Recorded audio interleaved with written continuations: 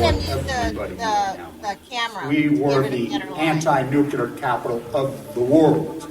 I was an autistic kid. My father was a drafted United States Marine, an incredible man. I come from an incredible family. My uncle stood on Omaha Beach on D-Day. I grew up on a huge ranch out by the lake. He was a beautiful, incredible person. He was at Pendleton, combat ready, and they were human guinea pig. They were marched into the trenches in Nevada. They're called atomic veterans. He nearly died at the blast. Between 1951 and 1968, we had 300 open-air tests. Well, as different scientists started to write about this, Wallace Stegner was at the University of Utah at the time. I got to know him. Edward Abbey was hanging around there. I got to know him. I got to know all these environmentalists, and I was an environmentalist, and it was a passionate, intense subject matter there. All nuclear fighters, all hands on deck, all hands on deck, all hands on deck. All nuclear fighters, all hands on deck, all hands on deck, all hands on deck. They'll be calling you a radical. Bloomgate, 311, whatever you want to call it. I call it Pacific genocide, whatever. It's fucking giant conspiratorial across all demographics. All nuclear fighters, all hands on deck, all hands on deck, all hands on deck. They'll be calling you a radical. All nuclear fighters, all hands on deck, all hands on deck, all hands on deck. Bloomgate, 311, whatever you want to call it. I call it Pacific genocide, whatever. It's fucking giant conspiratorial across all demographics. They'll be calling you a radical. May God have mercy on all of your souls.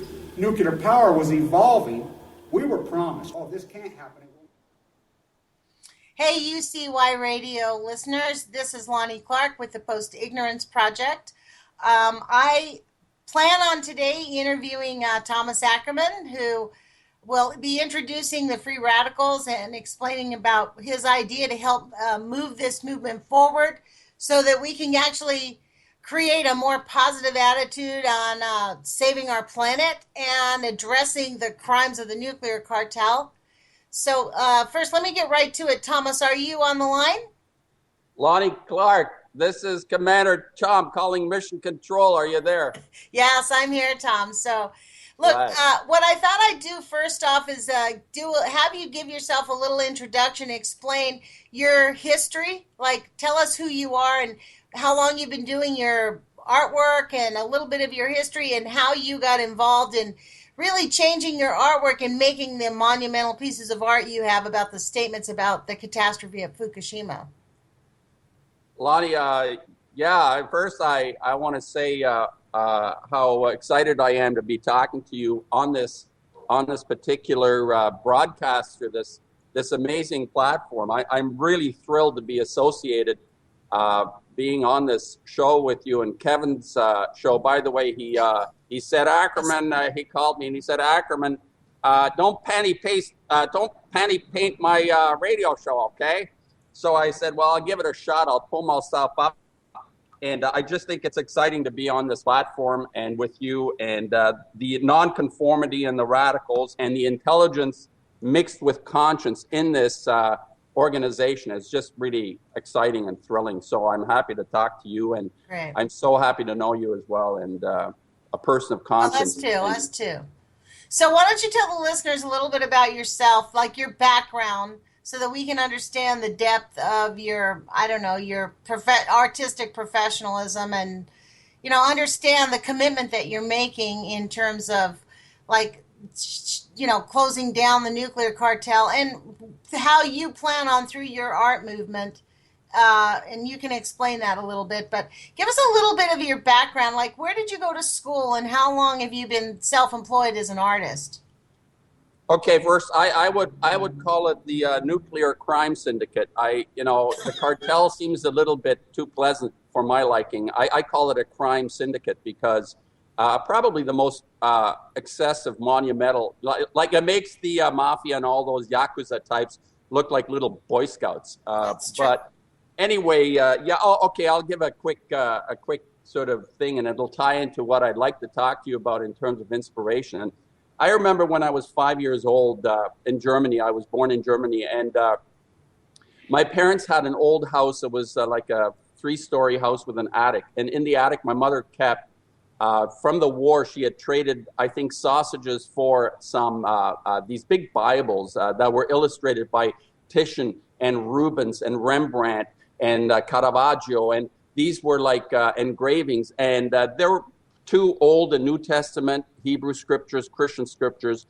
And when I think about 5 years old, I remember sitting in the attic looking at these pictures, and they were all based on religious history. My family was Catholic, so there was this whole kind of religious indoctrination I went through, I suffered through in many ways. But this was a highlight for me, and these Bibles expressed what I would call inspiration that led me on a path.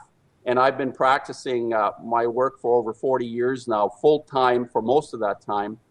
And it comes out of this moment as a very young person sitting in the attic for months and months and months, even years probably, going back to these. And I still have these Bibles. And it was a moment, it was an epiphany on some level that I didn't know. I was just so enthralled by these pictures that showed events. And I didn't really think about Jesus or anything like that. It was just like magnificent representation of reality that I had no clue about. And then I went to university. I lasted 1 year. I'll skip everything else. And I decided. Where'd you go to university? York University in Toronto. Okay. I enrolled in just a general arts program, and I kept hanging out with all the artists at the university. And Ron Bloor was, you can research this guy, he was the artist in residence, a very important Canadian artist. And I was ignoring all my sort of academic stuff and just hanging out with this guy and in his studio. And they had a great studio program that I wasn't allowed to be a part of because I wasn't in that program. So after 1 year, I said, screw this. I'm going to go and find an art school that'll help me express myself. And I went to the New School of Art, which was a private school. You had to pay. It's not like in Canada. Well, actually, you pay now for all of them. The College of Art, you have to pay.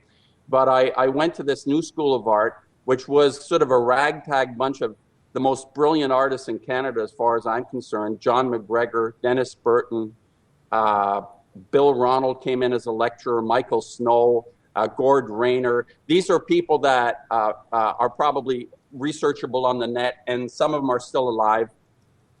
And I got my introduction not to how to make art, but how to feel comfortable with how different I was about how I saw the world around me. And I think these people were all contrarians and radicals in their way. They weren't academics. They were practicing artists. And I think they were pivotal in encouraging me. I probably would have gone on anyway because I was so impressed by this, being able to visualize something on a 2-dimensional surface. I'm basically a painter.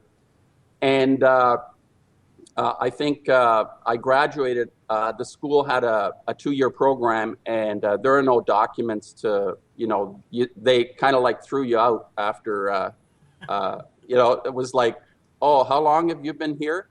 2 years? Are you crazy? Are you out of your mind? Get out of here. It's sort of like that feeling. Find a gallery, find a place or whatever. So that's sort of my educational background, being with inspirational people again.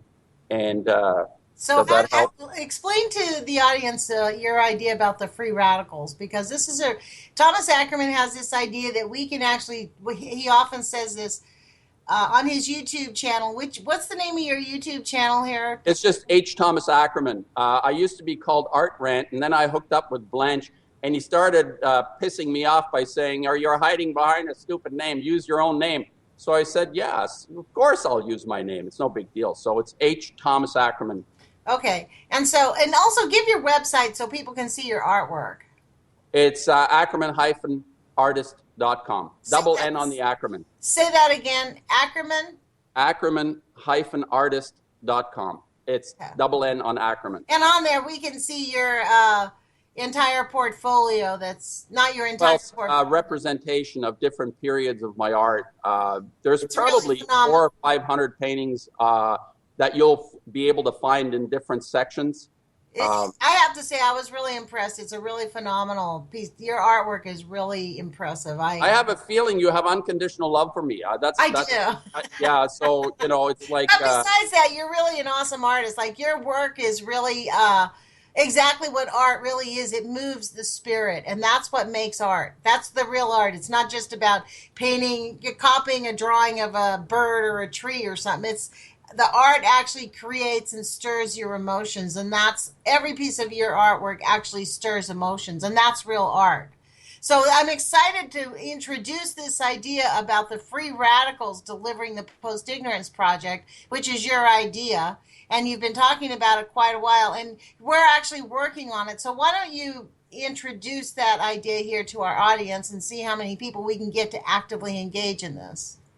And before I do that, I want to say that the reason you connect with me, and I have an unconditional love for you, because we've connected on a very deep level in terms of what it is we're facing. And I think this is, Right. you paint yourself. You've made paintings, right? You know what it Yeah. feels like, Yes. right?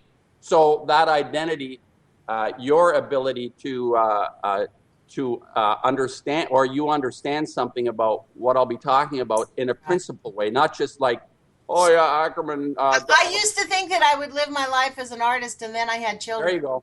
Well, then I had kids and went, oh, okay. And then I was a single mom, and I went, oh, okay. So now I've got to work. So Yeah. I actually am an artist. I actually do create artwork still in my own little venue here, but nothing, nothing with the magnitude that you've done. So, Well, I think it's important. All of us need to recognize our. I call it our genius. We all have an ability. Each single person has an ability and something to offer. We just don't end up here. Oh, geez, what was Kevin? Air suckers and beer drinking mammals and all that. It's like I love that. But I think there's actually something that we can conjure up in ourselves. right. And now, what I'll try to do. I mean, people can go to my YouTubes. I try to explain some of this, but in terms of this radio broadcast with, having you there and in the backdrop, it's like the whole Blanche kind of aura. It's like I feel like that aura as I'm talking about, my stuff. I feel the Blanche aura hitting me. And I met Blanche on YouTube in 2012, April 2012. Might have even been April 12th, 2012. I don't know why. But it hit me that I was kind of groping with this awareness of what had happened at 3/11/11. I was groping. I had this intuitive sense. And some of my work, even prior to this date, 3/11/11, I was producing work that I called Dead Men Standing. And one of the dead men was Jesse James under a Japanese umbrella. And this is before 3/11/11. And the umbrella was keeping out rain. Now, you figure that one out. And Wow. I was kind of groping with this realization that something had happened. I call this the main event had occurred. If ever I thought there was something that had happened in my life, this was the main event. And I found Blanche, and Blanche articulated the outrage that allowed me to really start making the work. This is gratitude I have for Kevin's input into my, I guess, person, like as a person, and then also as an artist. So the idea of free radicals became more interesting in the sense that I had started this group with a friend of mine who basically abandoned me because when I started with Fukushima, he said more or less he wants nothing to do with me. So I had this. Why was that? Why? Well, he was a really excellent artist, but he was still thinking that he could have a career that would be threatened if he's connected to anything to do with this. He intuitively understood this. So as soon as I started to, probably within about, I don't know, a year or so, a year and a half, and I would talk to him about this, he just decided that he just never returned my calls. In fact, I haven't talked to him. I left messages, and I said, well, at least give me a royal fuck you, asshole, or something. And he never actually had the courage to tell me that this was it. But I'm assuming that, because all I was talking about was Fukushima and making the work, and the free radicals have to deliver this idea. We have to show people what's going on, and he just sort of dropped me, I guess. So Wow. it was, and again, I think I know I'm on the right track when stuff like that happens. But in relation to post-ignorance, I think the free radicals start to have a whole other complexion for me, because when I contacted Blanche on this idea, and I considered Blanche off the get to be an artist the same way I'm an artist. I'm a painter, and I think there's a difference. People have to understand that there is this notion everyone is an artist. And I could almost sort of go along with this, but I consider myself a painter. And there are very, very few painters, very few painters. And I say that from the point of view, as you look at art history, there are people that stand out. And if you look at, contemporaries of, let's say, somebody like Goya, who I love, if you listen to my stuff, there were, hundreds of contemporaries, much more wealthy and successful in some ways, although he was a court painter, that are never heard of again. I mean, you don't hear of these people. And it's not because they weren't good at what they were doing. It's like they were brilliant in certain ways in their dexterity and ability to produce painting, but they're not the sort of painting I was looking for or looking at when I say I'm a painter. I'm looking for that ingredient, that hardcore ingredient that I call conscience. I always say, what's the most difficult thing to do? And that is to care, not to beat somebody up, but to care. And I think that's the level of conscience that I feel in Goya and very few of his contemporaries. Anyway, I don't know if I'm introducing too many things. I would like to have a little bit more explanation on the free radical idea. Explain what that is. Explain. Okay, purely free radical without the post-ignorance connection. Okay. Yeah. The free radical basically is a kind of haphazard name. We sat down, my buddy and I, when we got a little juiced and we're sitting and we're kind of rambling around and we're saying, nothing has really happened in the last 40 years in terms of art movements. And let's kick a little ass. Let's just start something. And we're kind of knocking things around. And this is maybe in 2009 or so. And I think he says, we're pretty radical guys, he says. And I said to him, well, radical, yeah, everybody can be radical, but if really what I feel good about is having the freedom to do what I do. And he says, well, I guess we're free radicals.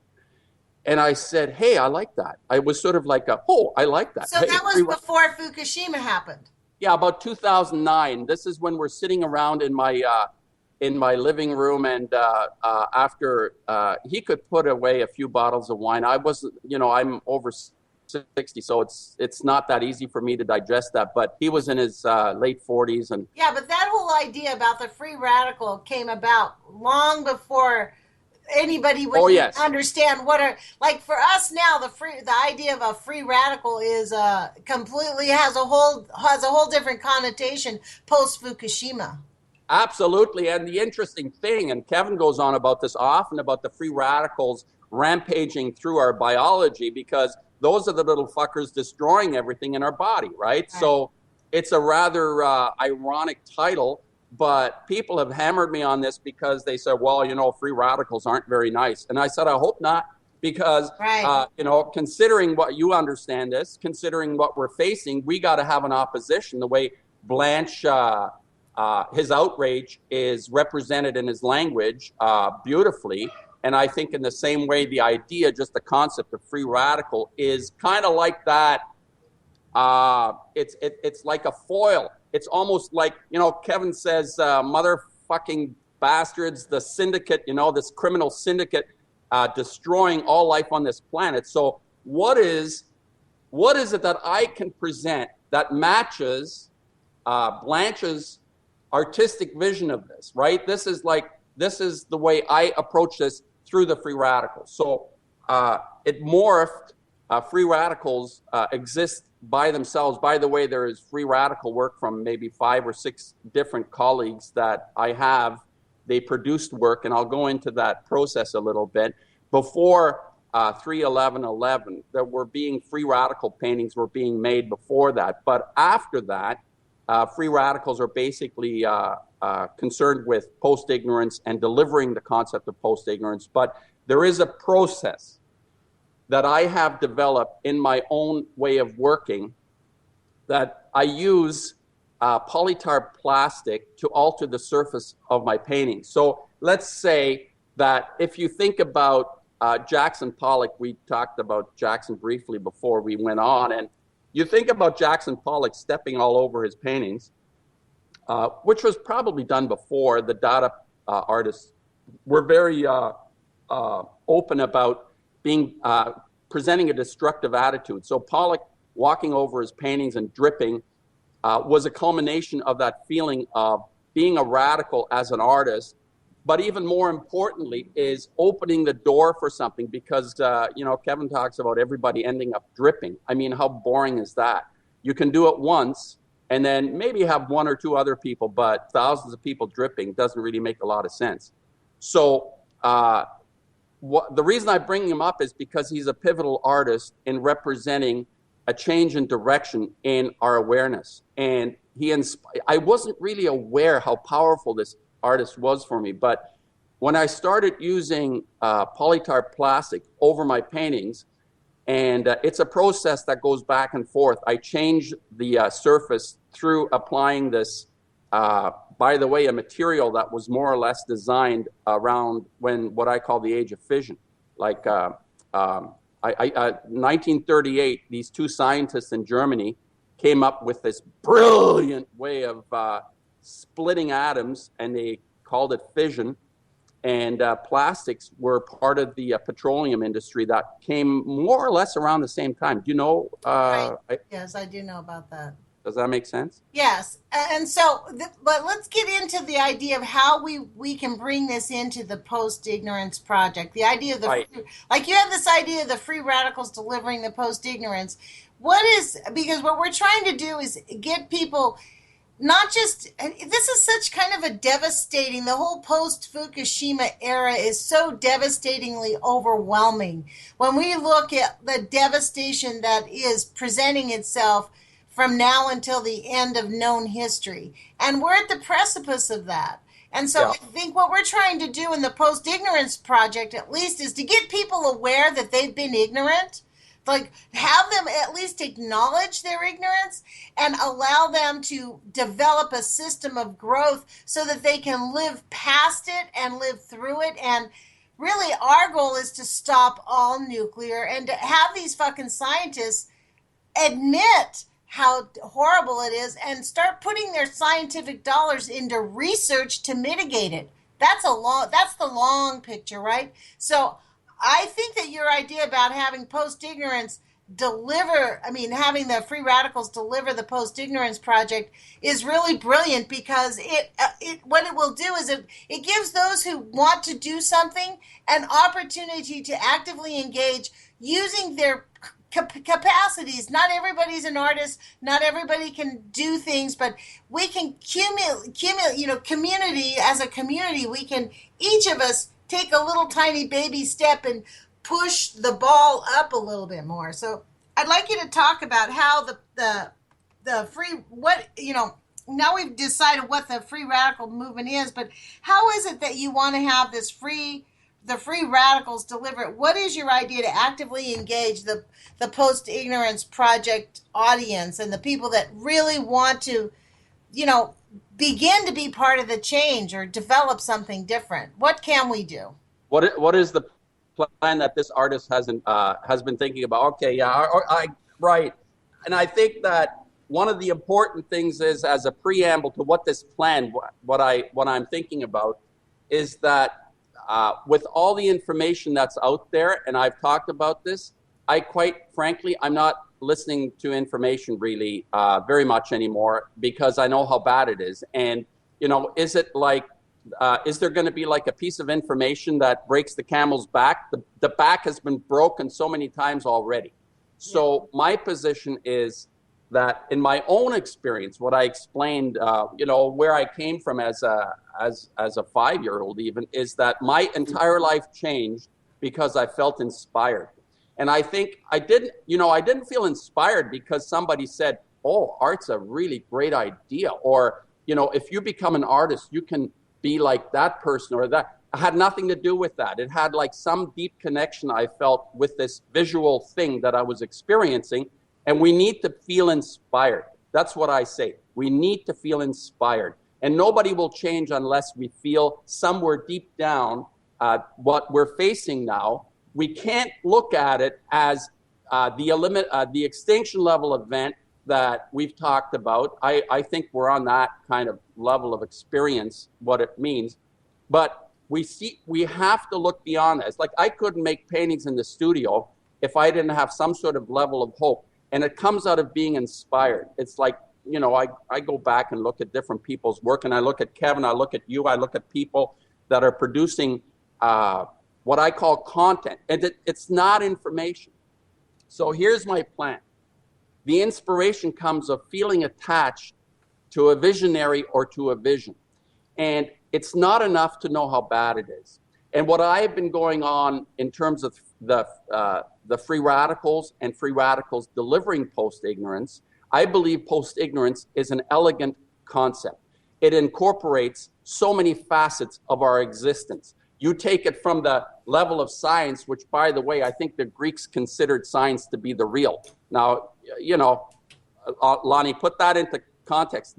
What you talk about, the lies, science now is lies, has nothing to do with the real anymore. So the idea of the plan would be that Kevin, myself, McCormick, Linda Sauer's involved. There are other artists that produce work as free radicals, and that we have a package. We have work. We have quite a bit of artwork that we've produced, and that I've been trying to present to the museums. And I've done well over 70 or even 80 proposals to mostly North American museums. I haven't tried in Europe. And if a person felt so inspired by what it is I'm saying, the free radicals, and by Kevin, it's not just, it's great to send money. I don't want you to send me money. What I would really appreciate, what I really need help with, is to be able, or somebody calls me, says, Ackermann, you've got these packages. I can approach a local museum or even send it overseas in a package. I will help you put together even a cover letter. But the idea is to contact these curators, these museum officials on the highest level. National museums. You're talking national museums. Exactly. And because you want a museum, let me just clarify this for you so we can get right to it. You want to have a museum that will issue an ISBN number to every piece of artwork that's submitted. We don't want to just put the artwork up in a museum and have people come in and say, wow, this is really great. We want to have them cataloged for posterity's sake. That's an important piece of the pie. Right. Okay. The cataloging is part of.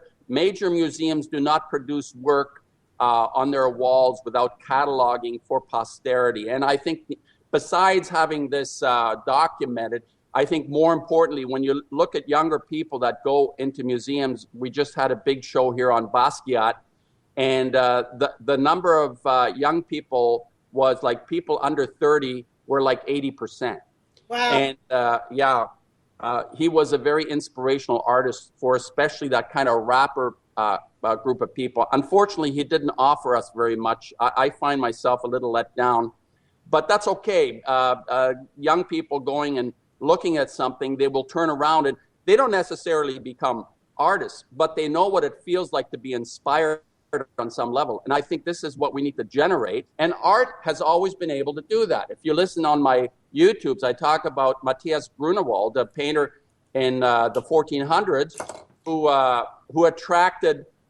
He would do this painting. He did this painting, Crucifixion, and it happens to be a brutal, horrible painting. But people traveled for a week to go and see this painting because they could go the rest of their life and kind of go on with their life somehow, right? That feeling, that there was a root for their hope and excitement about being a human being and being alive. And this is what I think art can do, not in terms of, people always say, oh, what can you do with art? You can't eat it. You can't drink it. You can't screw it. Yeah, what's the point of it? Yeah, it's like a little add-on. I beg to differ. history shows me otherwise, that the greatest people were inspired by other people doing things, and they went their path. They would not necessarily do that thing, but they used it. They used it to kind of, I don't know, I call it, it's an inspiration, and that's what we need to generate, Lonnie. And my plan asked me for a package. And I want to work with you on this because, you know, you're somebody that's, you don't screw around, fuck around. You don't take no for an answer, do you?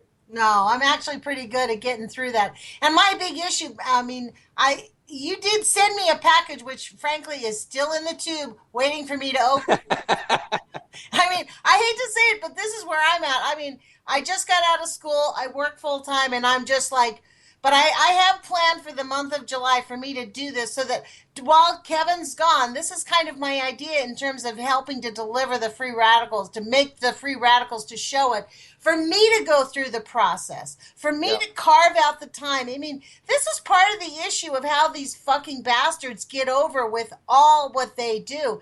We're all so overwhelmed with running our lives and doing our business. We don't have the spare time. I can't even imagine being a mom and having to deal with this bullshit. Like, I am a single woman I'm in school and I work full time, and I just, there's just not the time around, right? So I've taken the summer off, and my plan is to really make an effort and to report while I'm doing the radio show how it's going. I have a plan. I'm gonna write a cover letter, and I'll be reading it on the radio. And I'll just write the cover letter and I'll read it on the radio. And then when I get responses or when I make contact, I'm going to report how that goes. My ultimate idea, I was thinking this would be really cool since we have the summer basically to kind of push this venue forward, is to hope it would be super sweet. I'm hoping that we can get one of the curators maybe up in Portland to actually do an interview. If we get somebody that says yes, I'm going to ask them if they want to do a radio interview so that we can talk about it.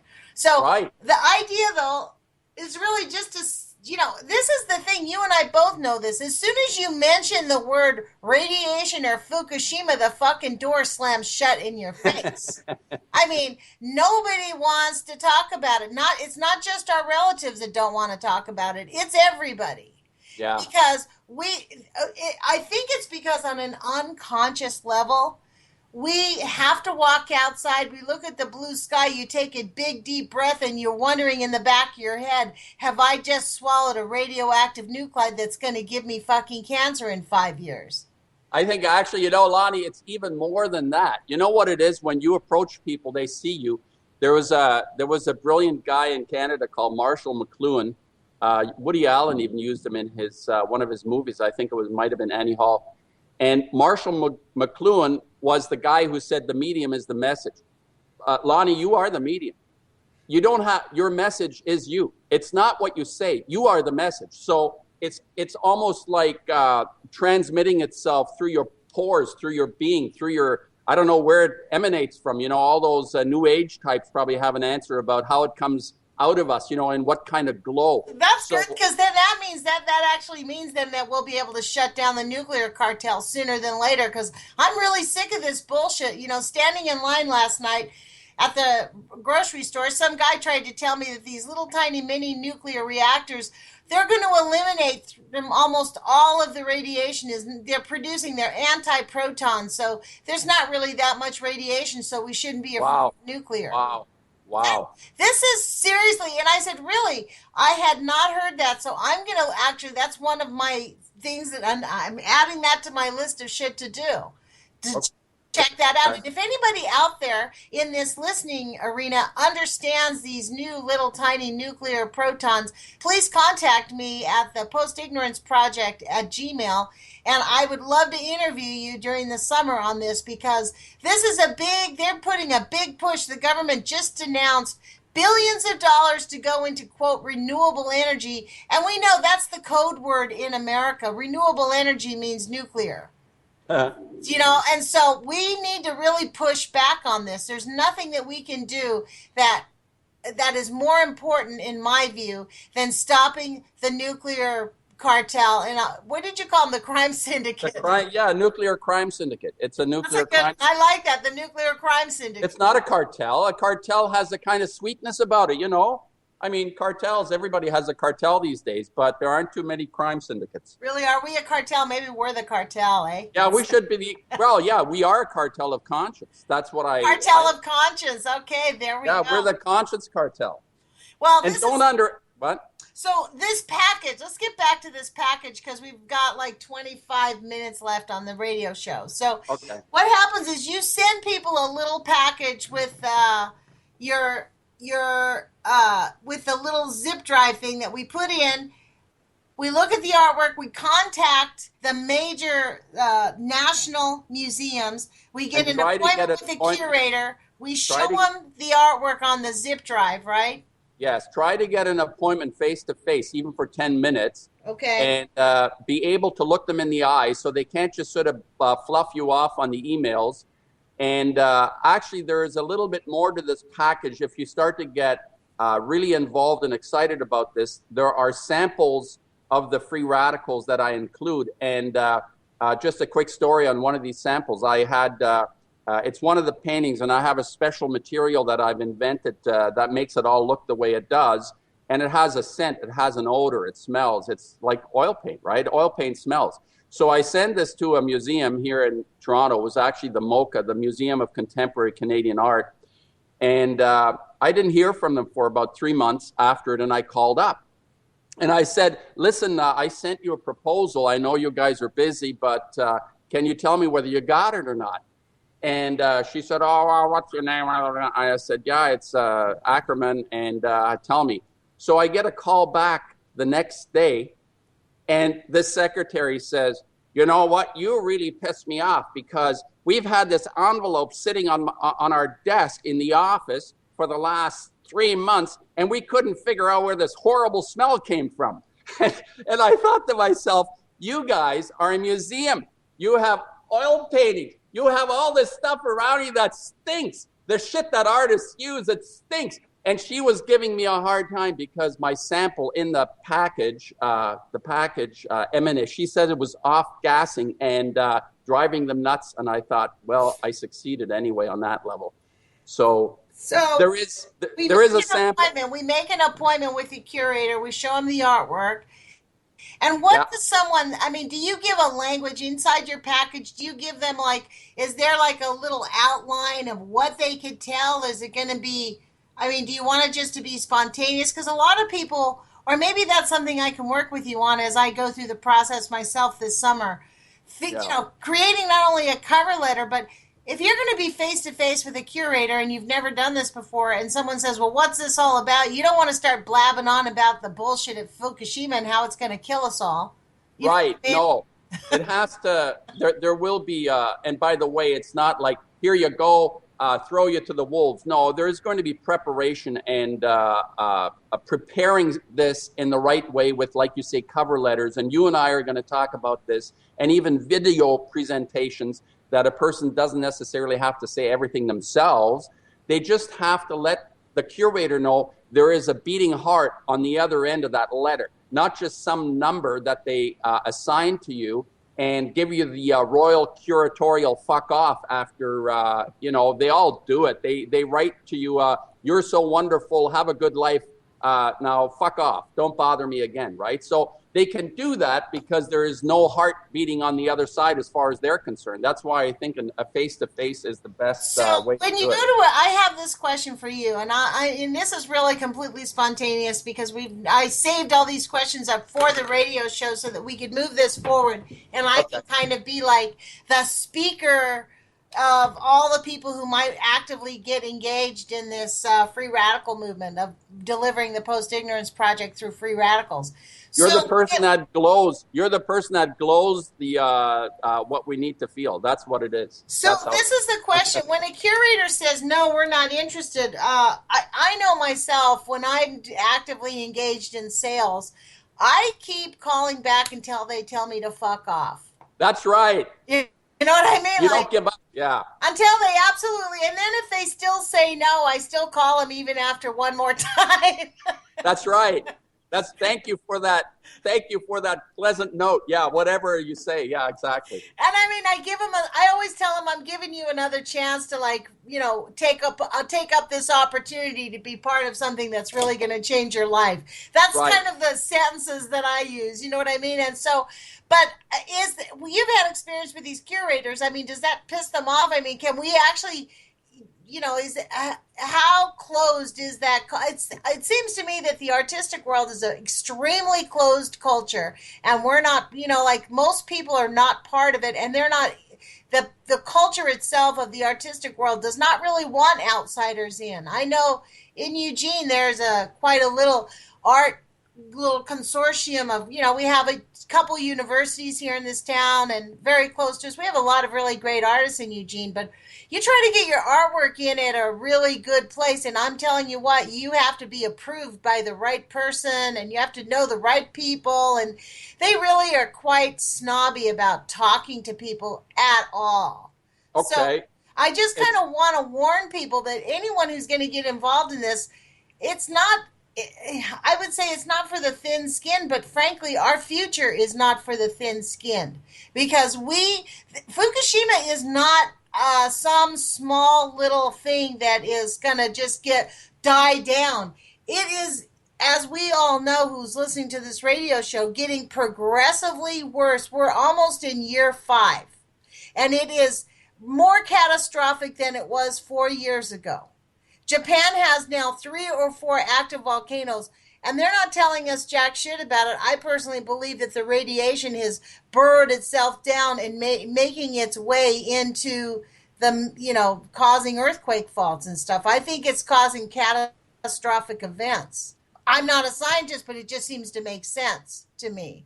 So, but my question is on this, because I think this is a brilliant idea. Your plan is to, if somebody wants to get actively engaged with the free radicals, not to just do the artwork, but to actually go out and go to national museums, get this little PC drive, what's it called, a zip drive, Like a and then you little make an USB. appointment. You make an appointment with the curator of a national museum.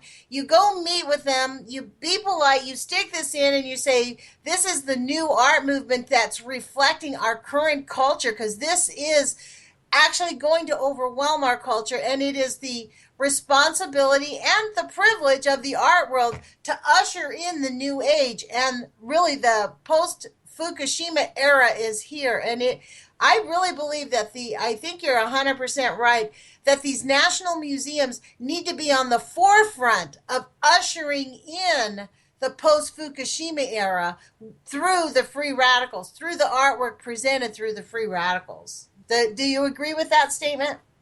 I think you just wrote the cover letter. Yeah, that's kind of what I've been thinking about, is writing the cover letter. Yeah, I think you just wrote the cover letter. People just need to listen to what you just said, and that's the cover letter to get their foot in the door.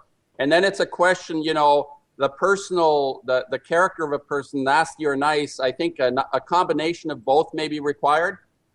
Myself, I kind of falter on both sides. I'm either nasty or I'm too nice. Or you can go in as pairs. It's always a good idea, if you're going to meet with 2 people, go in with, these are just basic sales ideas. It's always, you always make a sale better when you have 2 people.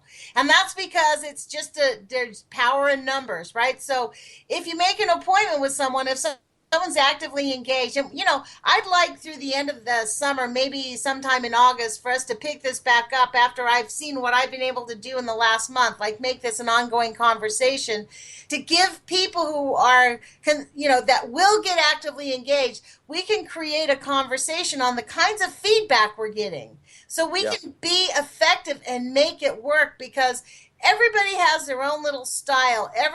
The most timid person can be the best salesperson in the world. You don't have to be a gregarious kind of personality to really hit the nail, because a lot of times, especially museums and those kinds of things, they tend to prefer the quieter types. You know what I mean? Like, they read them. People like themselves. Like, when you come into an opportunity, if you want to sell something, one of your biggest assets is being able to read the people that you're selling to, because you don't, it's like it's like you don't want to overpower them with your personality. You want them to feel their own power.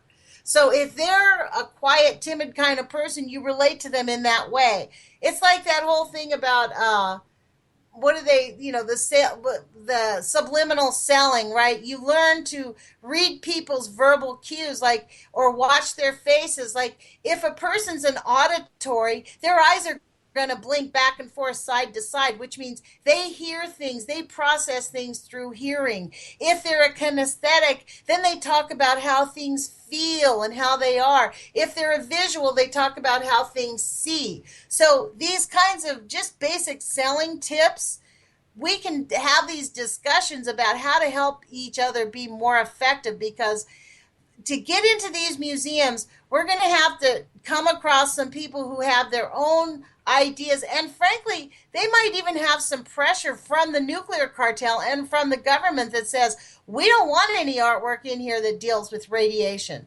We don't know the kind of pressures they're going through. Or they would probably, of course, they're funded by the nuclear syndicate. They're what they will do right now at the Art Gallery of Ontario. There's a show coming up. I'm going to go there on July the 8th called The Atomic Picture or something like that.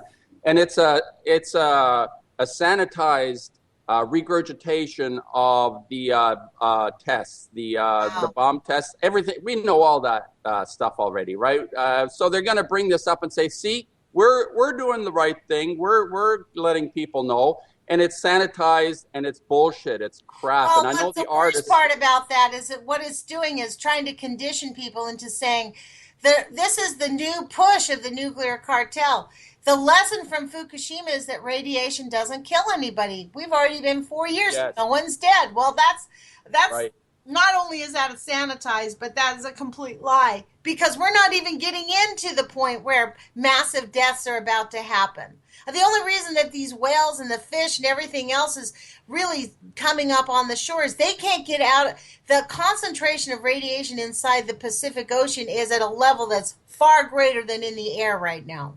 Yeah. And I personally think that's why they're putting the, I've heard that's why we have the chemtrails, because our atmosphere is collapsing. Yeah. From the radiation. So, but this whole point about the free radicals delivering the Post-Ignorance Project, because what it will do is, if we can get this into one museum is all it really takes. It'll take off. If we get a major museum to pick this work up, and what I want to add for the people that may decide to look into this proposal, and like I say, I'm not asking for money in this thing.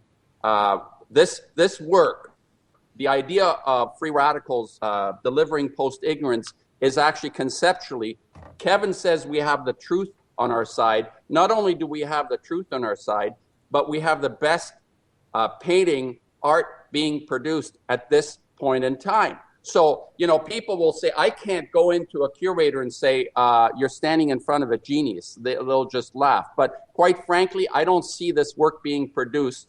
And I don't care if I'm a genius or a charlatan. I do my work. I make the work, and I'm convinced that what I'm producing is as important as at least anything else being produced, and much more so, actually. So what you have on your side, you take this package, and you're producing the art of this age. It's not like, there is somebody over there painting and somebody making an installation there, or a photographer, no, this is the most crucial, important work being produced. And there are different people. There are more than Kevin or myself or, McCormick. There are more people producing this work, which is the free radicals. But whoever decides to pick this up and promote it, they're actually, number one, truth is on your side. And number two, you're dealing with people, myself, 40 years I've been doing this. Blanche has been producing his art for a long period of time. He has transitioned his work into the video genre, and they are artworks. He is producing art whenever he makes a video. This is why I attached myself to him. And I think these two movements, post-ignorance and the free radicals, working together has never happened in the history of art. There have been Impressionism, post-impressionism, you have modernism, you have abstract expressionism. They're all like pockets of insight and vision maybe, but nobody has ever come together with two distinct concepts like post-ignorance and the free radicals. Never happened. Never happened. So a curator to look at this and say, oh, blah, blah, blah. Well, you're looking at something you've never seen. Nobody's ever seen happen. Two distinct art groups coming together like this. So, truth on our side plus really fabulous work. Okay, so look, we have 10 minutes left. So on this idea Was of, that? Yeah. yes, Okay. I just want to make sure that we have some clarity for anybody who wants to get involved in this, is Right. that this is really about giving people an opportunity to be positively engaged in something, because this is not, one of the things that we really make an effort to do is give people hope about, we are making a difference in what we're doing, and we are actively engaged. And the way to actually bring the art world into this, it's not going to happen unless, even if we had 10, 15 people in the entire country, if we had 10 people going out talking to museums, relentlessly making this effort, movements don't get started overnight. We don't just like, boom, all of a sudden change the world. This is kind of a thoughtful, carefully planned, and we keep, we work with the people that come to us and work with us together. And so hopefully we can get, 10 people, 15, 20 people who will contact either you or myself. They can contact you through your website or probably even through your YouTube channel. That's right. And Yep. then, we can actually get people out there engaged in presenting this information to, and, could you imagine if every single museum, national museum in the United States got someone saying, hey, this You is gotta the do this. free radicals. Could you imagine when they get together and they talk, they're like, who are these people, the free radicals? That's right. Why are we hearing from these people? Even That's if right. they flat out reject us and we Right. keep at them, at some point, persistent pays, perseverance brings success. And that is where we have to remember, like, as human beings, the reason, they call this in science, they call it fitness. Fitness in science means your capacity to survive and reproduce. And so, as a species, Fukushima is threatening our fitness capacity. The only way that we are going to counter that is by delivering new ideas so that people will stand up to these people and demand answers. Because if we just continue to let them go, I personally am not willing to just give in and say, oh yeah, the rich people have all the money, they'll be able to fly into outer space, dig into holes, and we're all screwed. Fuck that. Like, Yeah. we can actually say, and I really believe this, like, I think that our movement is really going to change culture strong enough. So if we could get 15, 20 people going to every single museum in the country, we have to make a breakthrough. And I think the fact that we have this monumental radiation coming at us, people will begin to accept it. At a certain point, there's a level of denial, and then you get into acceptance, and then you can start to talk about it. So it's almost like cultural therapy. That's kind of how I see the free radicals delivering post-ignorance. It's like a cultural therapy for us, because this is just such a big fucking shock that to all of our systems. Anybody who pays attention to this, the first thing you do in the first few months is like, oh my God, I can't believe they're doing this. Oh my God. And it's the cultural shock. So once we get the free radicals into the art museums, and we can just one or two art museums, and it becomes real, then We have a platform. We have credibility and a platform. and we give a healing point. It allows a healing. It's not just denial and accepting the extinction of the human race or all life on the planet. It's, you know what? If we band together, this is how fitness works. This is how it works. We band together and we push each other up, and we will survive this. But only if we stick together and on a conscious level and really deliver the reality and allow people to get their courage up so that they can face what's coming to us. And we're not all just in the shitter. I mean, I think we all have an opportunity to really embrace love and joy. Like my heart feels my people say, well, aren't you afraid, talking about this? It actually not only gives me courage, but it expands my heart. I am super loving towards people that I would normally have been a little bit more short-tempered for, because I understand the gravity of the situation. So, Lonnie, I think it's important for people. We're almost done probably, but yes, I want people. I want people to know that there are always detractors on anything in terms of oh, you're just doing this to promote yourself and get your work out. I would be more than happy, I said this to you, to give all my work that I have in my inventory to whatever it takes to get rid of this horrible situation we're in.